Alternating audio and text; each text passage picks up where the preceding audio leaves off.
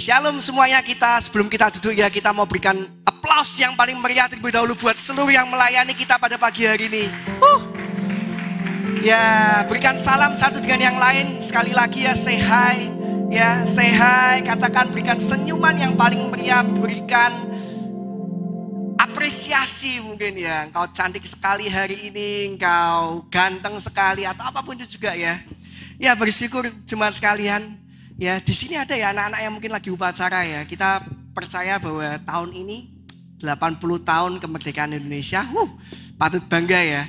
Nah, tadi malam saya tirakatan ya di kompleks. Dan di kompleks juga, yang di kompleks aja tuh bisa menyerukan yang namanya Pekik Merdeka ya. Saya juga pengen ajak ya jemaat sekalian untuk kita bisa sama-sama menyerukan Pekik kemerdekaan 3 kali ya. Pada saat saya bilang merdeka gitu, jemaat juga menyambut merdeka gitu ya. 3 kali ya, oke ya, sama-sama ya. 1, 2, 3, merdeka, merdeka, merdeka. Wah, haleluya. Ya, bersyukur ya 80 tahun kemerdekaan Indonesia, dan saya percaya bahwa tentu seterusnya kita menjadi bangsa yang merdeka. Ya, Indonesia adalah negara yang diakui. Waktu di mana kita boleh merefleksikan bahwa kemerdekaan yang sudah diperjuangkan oleh para pendahulu kita, sehingga kita semua bisa menjadi warga negara yang tentunya terbebas dari yang namanya penjajahan, ya, penindasan, sehingga kita semua boleh memiliki yang namanya hak. Yang namanya hak yang dilindungi oleh negara. Amin. Ya, kita bersyukur, dan saya percaya bahwa kita di tempat ini ya bersama-sama sebagai orang percaya, tentu kita tahu bahwa ada ya kemerdekaan yang lebih besar dan lebih dalam daripada sekedar berbicara tentang kemerdekaan dari tirani dunia.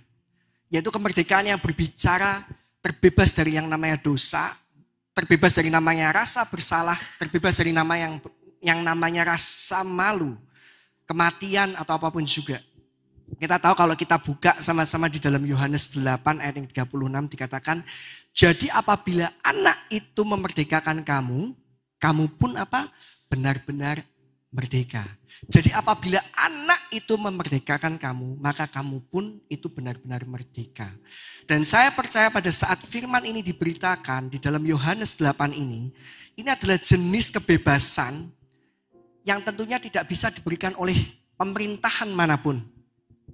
Ya, dan tidak bisa dipertahankan oleh tentara manapun ya. Karena kebebasan dan kemerdekaan ini berasal dari siapa? Berasal dari Allah. Saya mengatakan pada pagi hari ini, a freedom not won by revolution, but by redemption. Sebuah kemerdekaan yang diraih, yang diperoleh, bukan karena yang namanya revolusi, tetapi yang namanya penebusan, redemption. Not secured by soldiers, but by a savior. Bukan diperoleh dari tentara, bukan dipegang, bukan diraih oleh tentara ya, tetapi dari juru selamat. Ini adalah kemerdekaan yang tentunya lebih besar dan lebih dalam daripada sekedar kemerdekaan yang kita dapatkan. Dan berbicara tentang tema bulan ini adalah kerajaan Allah ya, Kingdom of God. Untuk kita bisa masuk kerajaan Allah, berarti kita harus apa? Kita harus menerima Yesus Kristus sebagai Tuhan dan Juru Selamat. Kemudian kita membiarkan Dia untuk mengubah hati dan pikiran kita. Dan pada saat kita memasuki kerajaan itu, kita akan mengalami kebebasan-kebebasan bukan dari otoritas duniawi, melainkan kebebasan dari kuasa dosa, maut, ataupun rasa bersalah, rasa tidak mampu. Ayat yang digunakan di bulan ini adalah Matius 6 ayat yang ke-10. Kita buka sama-sama. Matius 6 ayat yang ke-10. Datanglah kerajaanmu, jadilah kehendakmu di bumi seperti di surga. Pagi hari ini judul firman Tuhan saya berikan, make it happen. Make it happen, buatlah ini terjadi. Ayo, make it happen. Kenapa? Karena pada saat doa ini diajarkan, Apa yang ada di dalam ayat ini bukan hanya sekedar harapan, tetapi ajakan untuk kita bertindak. Saya kasih sebuah kalimat ya, it's not a passive request, but a call to action. Bukanlah sebuah permintaan yang pasif, tetapi sebuah ajakan di mana kita untuk bertindak, di mana kita untuk melakukan, a call to action, sebuah panggilan untuk kita melakukan. Datanglah kerajaanmu, jadilah kehendakmu di bumi seperti di surga. Apa yang menjadi tujuan utama Tuhan kita sampai dia mengajarkan doa ini kepada kita, yaitu agar kerajaannya datang dan kehendaknya terjadi. Saya percaya bahwa doa ini tidak berbicara tentang kedatangan yang kedua kali, tetapi lebih kepada bagaimana kedaulatan dan otoritas Tuhan, kedaulatan Tuhan itu ditegakkan di dalam segala aspek kehidupan kita.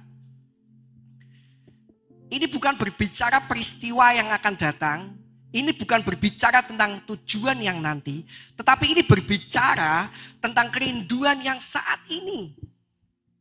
Di masa sekarang, waktu ini, detik ini, di dalam setiap aspek kehidupan kita, datanglah kerajaanmu.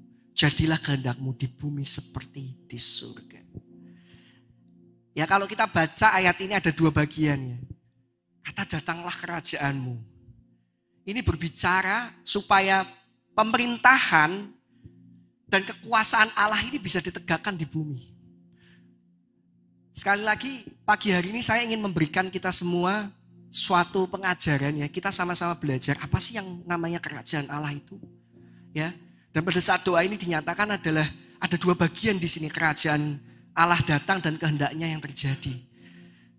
Pada saat berbicara tentang datanglah kerajaanmu, ini berbicara supaya kerajaannya, pemerintahan dan kekuasaan Allah ditegakkan di dalam bumi ini. Dan jadilah kehendakmu di bumi seperti di surga, ini menekankan bahwa kita tahu bahwa kehendak Allah itu sempurna. Tidak ada yang salah, kehendak Allah itu benar-benar absolut. Yang sudah terjadi di surga juga harus terjadi di bumi. Make it happen. Ya, make it happen. Dan kita tahu bahwa tema besar pengajaran Yesus Kristus ketika datang ke dunia ini adalah dia berbicara tentang kerajaan Allah ya. Karena kerajaan Allah itu sudah dimulai ketika Yesus Kristus datang ke dunia ini. Dan terus berlangsung sampai kedatangan yang kedua kali untuk menegakkan pemerintahnya secara penuh. Jadi kalau kita katakan saat ini kita hidup di mana? Sebenarnya kita ini sedang hidup di dalam masa kerajaan Allah. Nah, lalu seperti apa bentuknya ya? Saya ingin mengatakan bahwa pada saat kita berbicara soal kerajaan Allah, pada khususnya di tempat ini ya, kerajaan Allah itu bukan sebuah bangunan. Tetapi kerajaan Allah itu ada di dalam kita. Kebenaran sejati itu ada di dalam kita. Damai yang sejati itu ada di dalam kita. Sukacita dari Tuhan itu ada di dalam kita. Dan kemanapun kita pergi, seharusnya kerajaan Allah itu ada bersama dengan kita. Maksudnya gimana? Pada saat kita menerima Yesus Kristus sebagai Tuhan dan Juru Selamat, ya, dia masuk di dalam kehidupan kita. Dia adalah siapa? Dia adalah Raja. Jadi pada saat kita pergi kemanapun, yang kita bawa sebenarnya apa? Kerajaannya. Jadi pada saat kita percaya bahwa dia adalah Tuhan dan Juru Selamat kita, dia adalah Raja yang bertata atas kehidupan kita. Adalah sebuah hal yang ya pasti dong, kemanapun kita pergi, kemanapun kita melangkah, yang kita bawa, yang kita carry ini adalah kerajaannya. Ya, sekali lagi kerajaan Allah itu bukan berbicara tentang sesuatu yang di sana, tetapi sesuatu yang di sini, di dalam hati kita. Nah, lalu how to make it happen? Lalu bagaimana caranya kita membuat itu semua terjadi? Lalu bagaimana caranya kita semua bisa terpanggil untuk melakukan? A call to action, panggilan untuk kita beraksi. Ya, saya ingin memberikan poin yang sederhana di sini. Poin yang pertama pada saat kita berbicara tentang make it happen, berbicara tentang seek atau mencari. Kita lihat ya sama-sama ayat kita pada pagi hari ini di Matius 6 ayat yang ke-33. Ayat yang luar biasa bagi saya ketika kita merenungkan ini ya. Tetapi carilah dahulu kerajaan Allah dan kebenarannya, maka semuanya itu akan ditambahkan kepadamu. We do not search for a place, but a presence. Yang kita cari itu bukan tempat. Yang kita cari itu kehadiran. Yang kita cari itu bukan bangunan. Yang kita cari itu adalah Tuhan. Kehadiran, presence-nya Tuhan. Dari ayat ini ya, pada saat kita merenungkan ya, ini dahsyat banget. Kenapa? Karena Tuhan Yesus itu percayalah sangat menginginkan terjadinya kemakmuran di dalam kehidupan kita.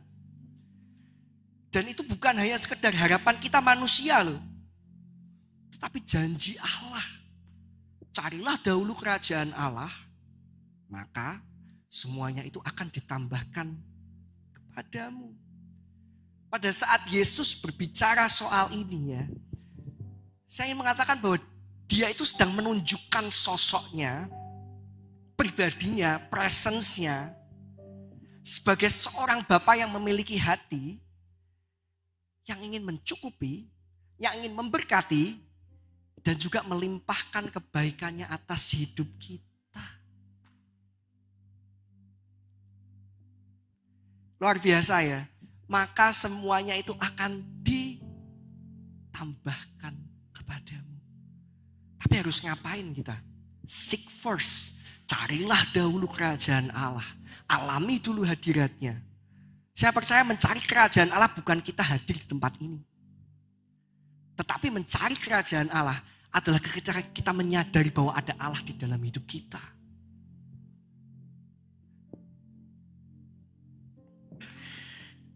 Dan berbicara tentang kerajaan Allah ya, saat saya merenungkan tentang the kingdom of God.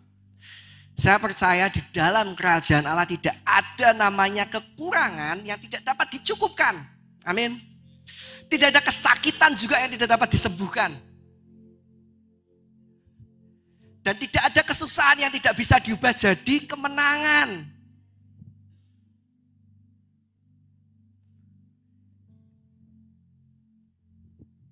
Syaratnya apa? Carilah dahulu kerajaan Allah. Seek first. Berbicara tentang prioritas. Berbicara tentang dasar dari segala sesuatu. Mau pintar matematika? Cari dulu kerajaan Allah. Mau sukses di dalam usaha bisnis? Cari dulu kerajaan Allah.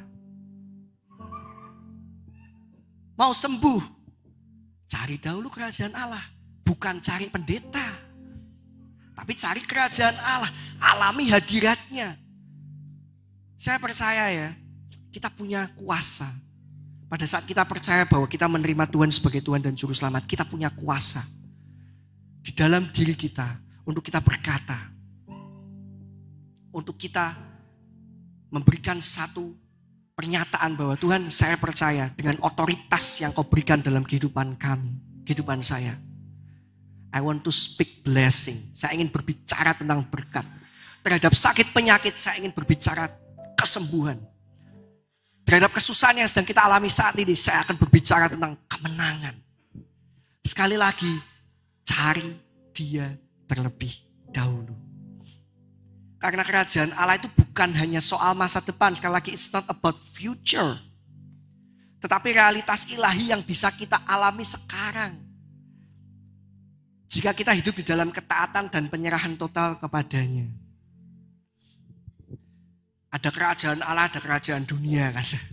Ya, kerajaan dunia atau rajanya dunia ya mungkin akan berkata bahwa satu hal yang terpenting di dalam kerajaan dunia adalah apa? Uang misalnya. Sedangkan yang lain itu yang namanya kemanusiaan itu enggak penting. Tetapi berbicara tentang kerajaan Allah, rajanya surga yang adalah Bapa kita, ya. Dia berkata bahwa satu hal yang paling penting dan terpenting adalah siapa? Kita semua. Dan bahkan yang mungkin di daftar paling belakang ataupun tidak masuk di dalam list adalah apa? Uang. Itulah kerajaan Allah. Yang paling penting siapa? Kita, diri kita, kehadiran kita, jiwa kita. Pada saat saya merenungkan tentang kerajaan Allah ya, sebuah kesalahan besar ketika kita memikirkan kerajaan Allah itu soal kekayaan. Kalau pikiran pertama, wah kerajaan Allah kaya. Menurut saya itu kesalahan besar. Kenapa? Karena kerajaan Allah itu berbicara soal penyerahan dan penyertaan. Amin. Kalau pikiran kita, wah saya mau kerajaan Allah karena saya mau kaya. Wah. Saya percaya sekali lagi di tempat ini, bukan berarti kita harus jadi miskin ya. Ya saya juga gak mau saya miskin. Saya juga gak mau jemaat semua miskin. Ya kita mau hidup mengalami kemakmuran, kelimpahan, ya berkat yang tercurah. Tapi ini, seek first, carilah dahulu kerajaan Allah. Rasul Paulus berkata bahwa akar dari kejahatan itu bukan uangnya, tetapi cinta akan uang. Uang gak masalah, kekayaan gak masalah. Tetapi mengejar kekayaan, mendahului pengejaran kita akan Kristus, itu yang masalah.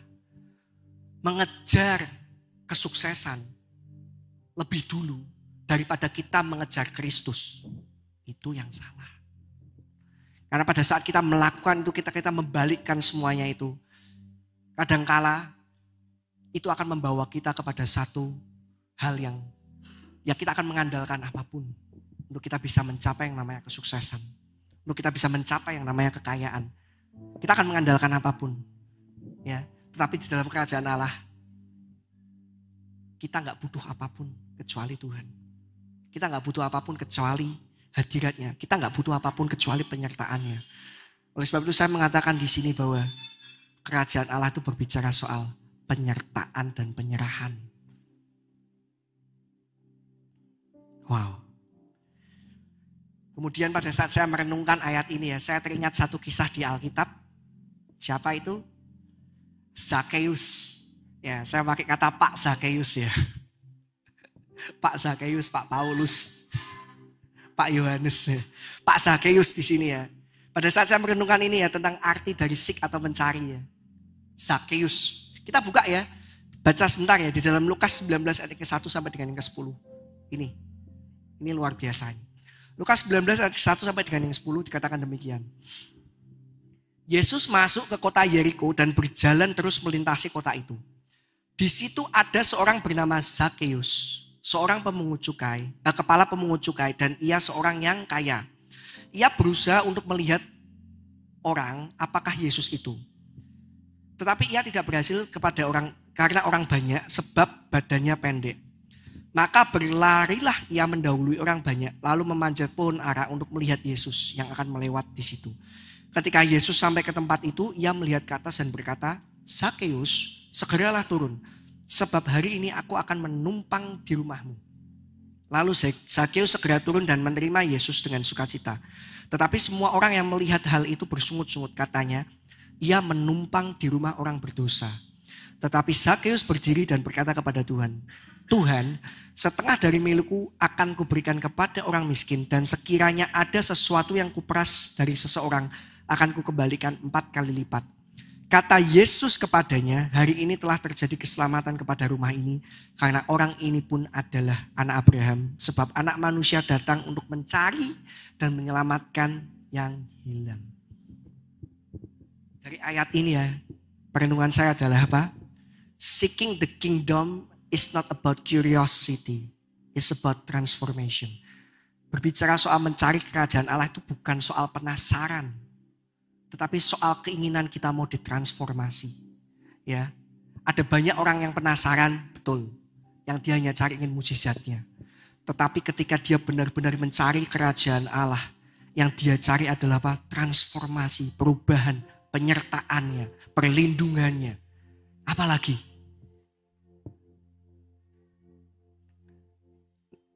Nah dari sini ya, saya belajar bahwa Zakheus ini bagi saya adalah seorang true seeker. Pencari yang sejati. Kenapa? Karena dia mencari Tuhan itu bukan karena dia penasaran, ya, tetapi karena dia menginginkan transformasi di dalam kehidupannya. Buktinya apa nih? Buktinya, ya. Tahu Zakheus ya, kalau kita belajar Zakheus ya. Zakheus itu adalah seorang yang punya status sosial yang sangat tinggi.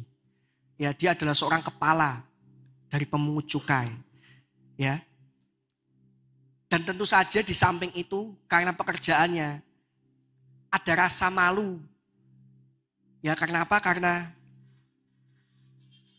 ketidakbenarannya di dalam pekerjaannya mungkin ya. Jadi pastilah ada beban ya. Aduh, kelihatan orang gitu.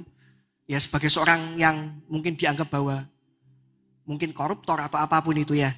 Jadi ada dua hal di sini ya. Dia adalah seorang yang memiliki jabatan yang tertinggi. Dan yang kedua dia juga adalah orang yang dibenci oleh masyarakat pada waktu itu.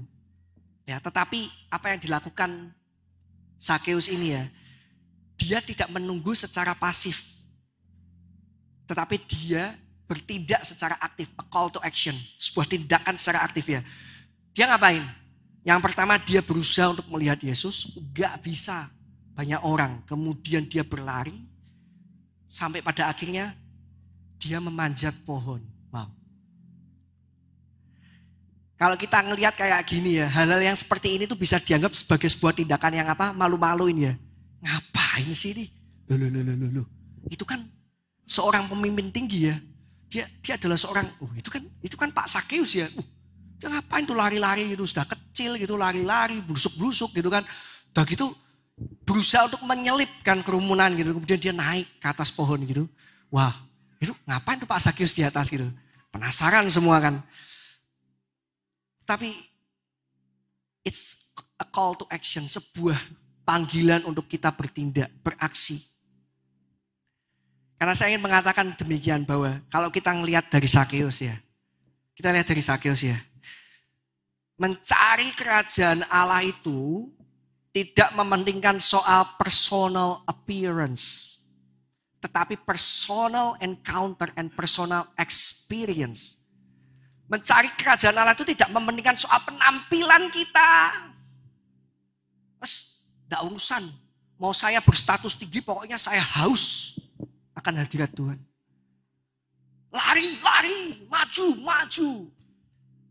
Itu yang namanya true seekers. Mencari kerajaan Allah itu tidak mementingkan soal personal appearance. Tetapi lebih kepada bagaimana kita bisa mengalami pengalaman pribadi, perjumpaan pribadi. Karena disitulah kita akan ditransformasikan. That's about seeking. Kita lihat di ayat yang kelima ya. Ayat yang kelima berkata demikian. Ketika Yesus sampai ke tempat itu, ia melihat ke atas dan berkata, Zakheus segera turun sebab hari ini aku harus menumpang di rumahmu. Saat kita mencari maka kita apa? Menemukan. Saat kita mengetuk pintu dibukakan. Ini. Saat kita mencari maka kita menemukan. Malah ketika kita tahu ya pada kenyataannya inti dari kerajaan Allah adalah ketika kita mencari Tuhan. Ternyata kita menemukan bahwa Dia yang mencari kita selama ini.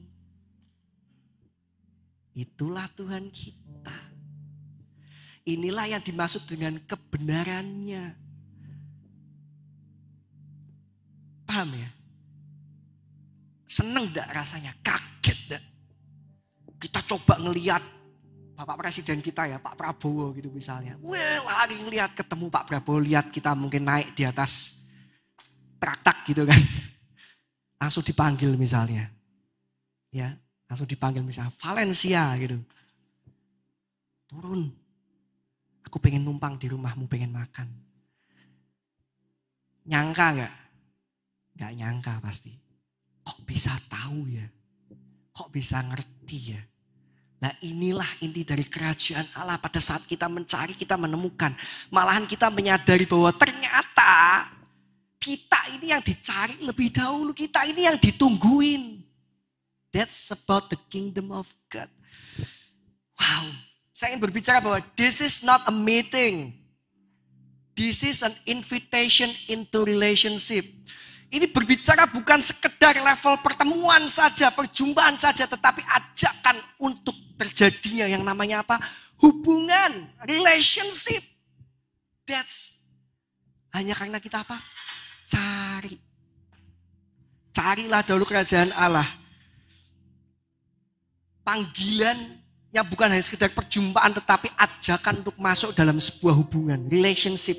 Tentu saja relationship-nya dengan siapa? Dengan Tuhan Yesus Kristus. Berbicara tentang seek ya, mencari kerajaan Allah ya. Sekali lagi kita tidak perlu membuktikan diri pada Tuhan. Ya, kita tidak perlu membuktikan diri pada Tuhan. Yang perlu kita lakukan adalah apa? Kita membuka diri kepada Dia. Tuhan gak perlu tahu apapun dari kita, Dia sudah tahu. Yang perlu kita lakukan adalah apa? Kita membuka diri kita pada Tuhan.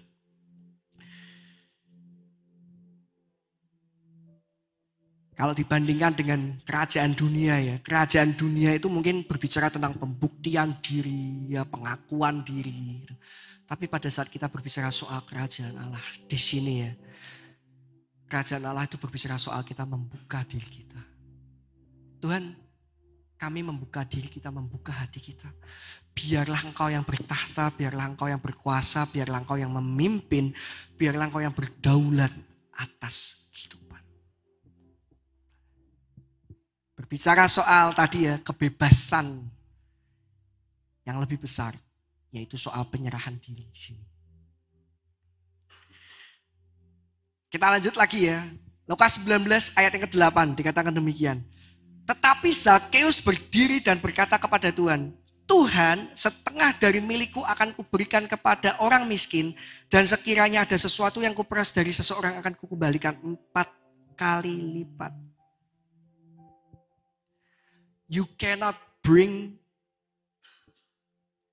heaven to earth if you are still building your own kingdom.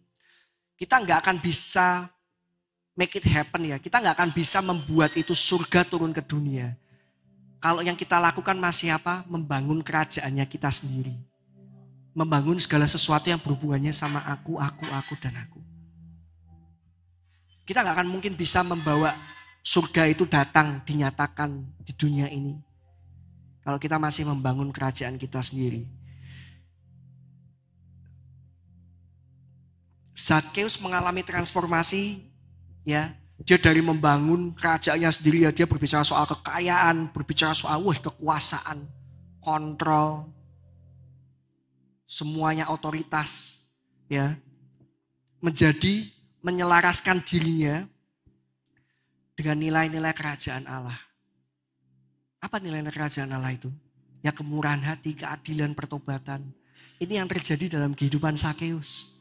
Dia ditransformasi, dia tahu bahwa yang aku kerjakan selama ini adalah hal yang duniawi. Tetapi yang aku mau saat ini adalah apa? Aku pengen menyelaraskan diri. Saya ingin menyelaraskan apa yang menjadi pandangan kerajaan Allah. Dan saya ingin berkata bahwa you cannot live on kingdom assignment until you've had a kingdom alignment. Kita gak akan bisa melakukan tugas-tugas kerajaan Allah, mengasihi, apalagi memberi. Ya, kalau kita belum punya yang namanya pandangan, arahan, tujuan. Ya, kalau kita nggak menyelaraskan hidup kita dengan prinsip-prinsip kerajaan Allah. Lalu yang kedua, poin yang kedua, how to make it happen? We have to plan atau menanam, ya. Kita buka lagi ayat kita di Matius 13 ayat 31 sampai dengan 32. Karena demikian, Yesus membentangkan suatu perumpamaan lain lagi kepada mereka. Katanya, hal kerajaan surga itu seumpama biji sesawi yang diambil dan ditaburkan orang di ladangnya. Memang biji itu yang paling kecil dari segala jenis benih. Tetapi apabila sudah tumbuh, sesawi itu lebih besar daripada sayuran lain. bahkan menjadi pohon sehingga burung-burung di udara datang bersarang pada cabang-cabangnya. Ya kita pernah tahu melihat ya biji sesawi ya.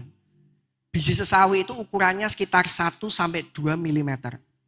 Dibandingkan dengan satu butir kacang hijau itu lebih besar ya. Ini ukurannya 1-2 mm diameter. Luar biasa kecilnya sampai mungkin kita dengan mudah mengabaikannya. Menganggapnya tidak berarti. Kita ambil, jatuh 1-2 mungkin tidak akan tahu.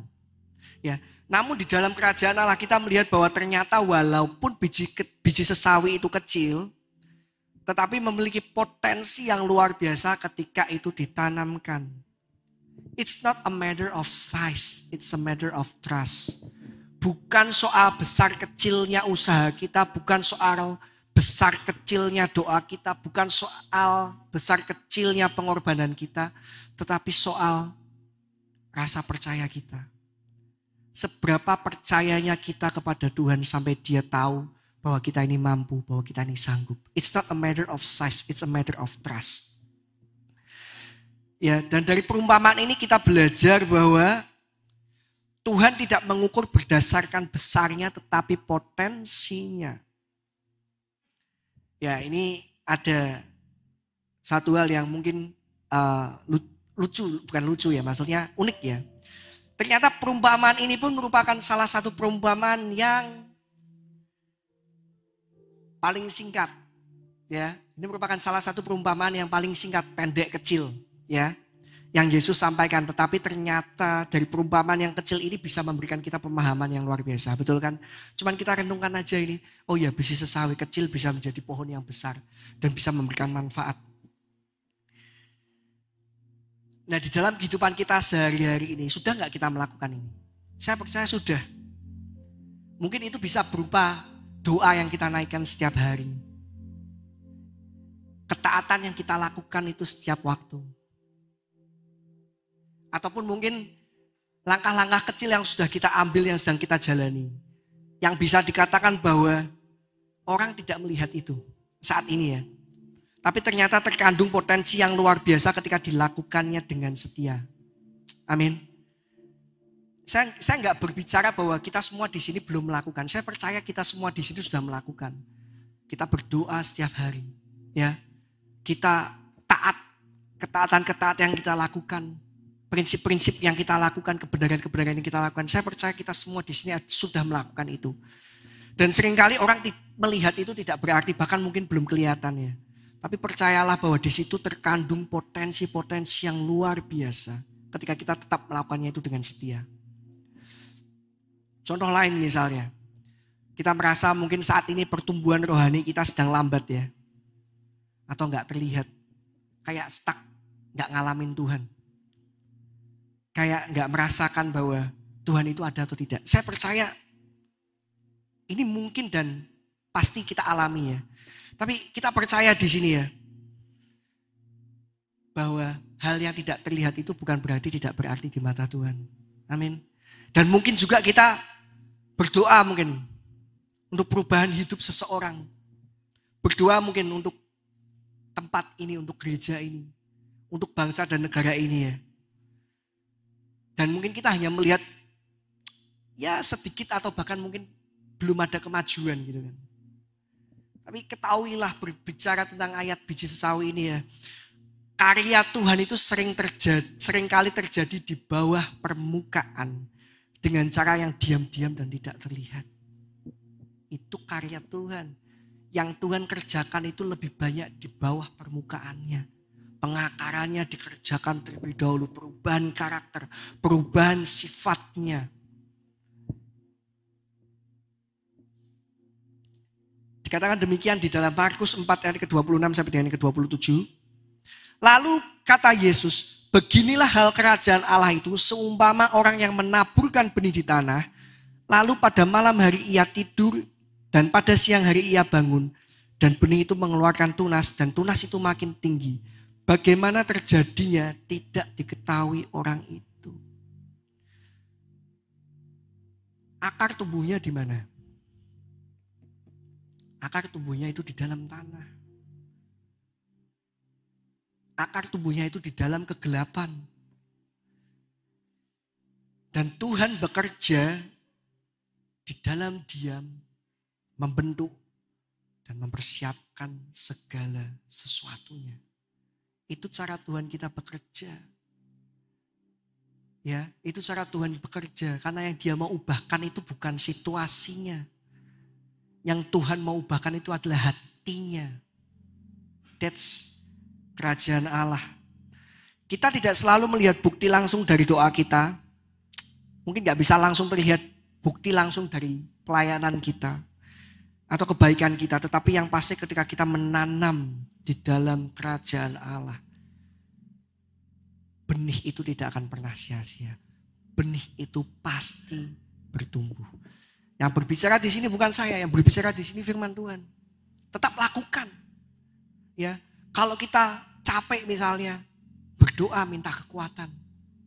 Kalau kita misalnya stuck misalnya, kita berdoa, Tuhan bukakan jalan. Cari Tuhan, cari Tuhan. Dan poin yang terakhir, how to make it happen. Berbicara tentang harvest. Tahu ya harvest ya, harvest itu adalah penuaian. Penuaian. Ya. Penuaian adalah tujuan dari kerajaan Allah. The kingdom of God, make it happen. Ya, penuaian itu adalah tujuan dari kerajaan Allah. Kalau kita baca Alkitab kita dari Kejadian sampai dengan Wahyu ya. Yang sedang Tuhan lakukan apa sih? Tuhan itu bekerja mengumpulkan apa yang hilang ya, hubungan di situ. Kemudian menuai apa yang telah ditabur ya, dan mendatangkan big harvest, panen yang besar. Yaitu panen apa? Panen jiwa-jiwa, panen kebenaran, panen kedewasaan rohani. Dalam Lukas 19 ayat ke-10 ya. Sakeus tadi dikatakan, sebab anak manusia datang untuk mencari dan menyelamatkan yang hilang.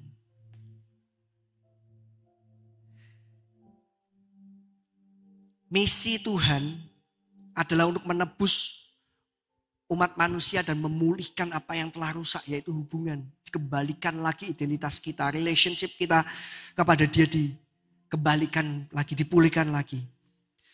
Ya, Tuhan Yesus datang ke dunia ini bukan hanya sekedar mengenalkan kerajaan Allah, tetapi mengajak kita semua untuk masuk, ikut, menjadi bagian, ambil bagian, bukan menjadi pembagi. Ya, di kerajaan Allah, ya, kalau kita jadi pembagi kerjaannya apa? Ngaco misalnya. Tapi kalau kita menjadi bagian, tadi dikatakan fungsi yang berbeda. Ya, tapi kita satu tubuh. Kita kerjakan ini sama-sama. Saya ingin mengatakan bahwa God's kingdom is not about buildings or program. It's about people. Kerajaan Allah kalau kita pengen mengaplikasikan, melakukan, make it happen ya. Jangan melihat bangunan, jangan mengubah apapun dalam bangunan. Jangan membuat program-program. Hal itu betul, gak ada masalah, tapi fokusnya adalah apa? Orangnya, jiwanya. Fokusnya apa? Pribadinya, sosoknya. Setelah kita mencari, seek tadi ya, kemudian kita menanam, ya, plan. Dan di dalam Tuhan, tentu saja kita mengalami yang namanya proses pertumbuhan. And goals-nya apa? Tuaian jiwa-jiwa, harvest. Matius 9 ayat yang ke-37 sampai dengan yang ke-38. Ini ayat saya yang terakhir. Ya. Dikatakan demikian. Maka katanya kepada murid-muridnya, tuaian memang banyak tetapi pekerja sedikit. Karena itu mintalah kepada Tuhan yang mempunyai tuaian supaya ia mengirimkan pekerja-pekerja untuk tuaian itu. 3 poin ya, seek, plan, and harvest. Kita mencari, kita menanam, dan kita menuai. Itu adalah misi Tuhan. Tetapi itu juga panggilan kita. God's mission, our calling. Misi Tuhan, panggilan kita. Make it happen. Maksudnya gimana? Tuhan itu memanggil kita gak sekedar jadi penonton. Tuhan menyelamatkan kita tidak hanya sekedar untuk duduk diam dan tidak ngapa-ngapain. Dia memanggil kita untuk menjadi pekerja.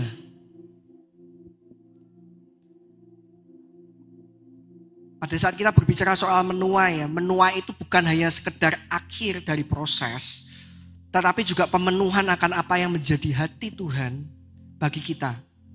Ya, setiap jiwa yang bisa kita bawa masuk, setiap kehidupan yang boleh diubahkan, setiap iman ya yang berbuah, itulah kerajaan Allah. Sekali lagi ya, kita diselamatkan untuk menabur, bekerja, ya kemudian menuai. Tetapi tuaian itu adalah milik Tuhan. Jangan ambil kredit terhadap tuaian itu. Tuaian itu adalah milik Tuhan. Tetapi panggilan itu adalah tugasnya kita. Orang bisa ngalami Tuhan, itu karena Tuhan. Tetapi orang dibawa untuk ngalami Tuhan, itu tugasnya kita. Kerajaan Allah itu besar sekali. Kita gak akan mungkin bisa memahami kerajaan Allah itu hanya dengan pemikiran yang sederhana. Tapi saya percaya inti dari kerajaan Allah itu adalah apa? Hubungan kita dengan Allah. Apa yang kita mau serahkan, ya penyerahan ya di dalam hati kita. Amin.